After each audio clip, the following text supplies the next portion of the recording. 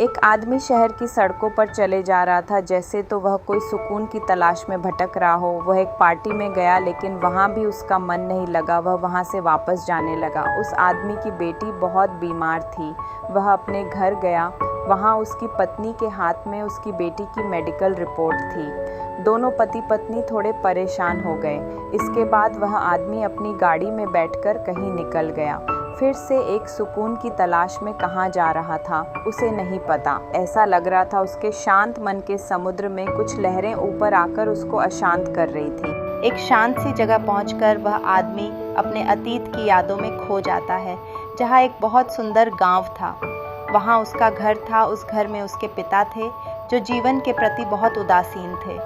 उसकी माँ भी बहुत परेशान रहती थी, क्योंकि उसके पिता घर और परिवार में अपनी कोई मदद नहीं करते थे। उसका बचपन अपने माता पिता के झगड़े और बहस देखकर बीता था। घर में अगर कहीं खुशियाँ थी तो वह थी उसकी छोटी बहन, जिसे वह अपनी गोद में खिलाता था। थोड़ी बड़ी होने पर वह उसके साथ खेला करती थी।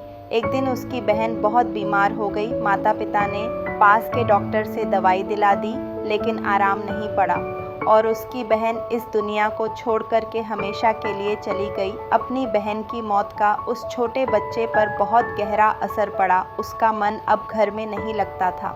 बहन की यादों से ध्यान हटाने के लिए वह पढ़ाई पर ध्यान देने लगा। वह पहले से ज़्यादा पढ़ने लगा। अब कहानी फिर से वर्तमान में आ जाती है। वह आदमी अपने घर के बाहर खड़ा है। उसकी बेटी अब ठीक है और वह अपनी पत्नी के साथ खुशी से अपना जीवन व्यतीत कर रहा है।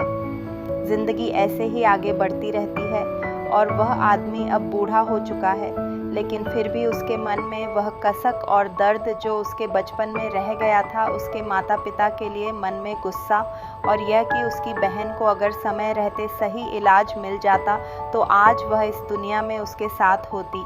वीडियो पसंद आए तो लाइक कीजिए, सब्सक्राइब कीजिए और शेयर भी कीजिए।